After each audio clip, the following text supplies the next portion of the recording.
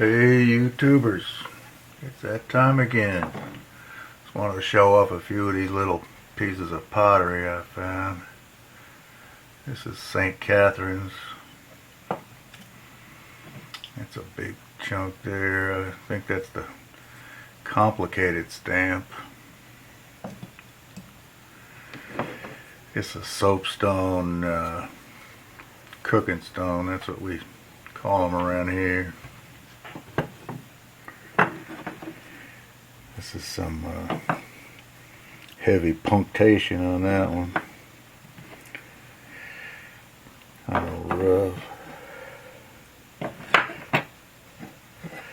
It's a pretty one there. And that one too, pretty.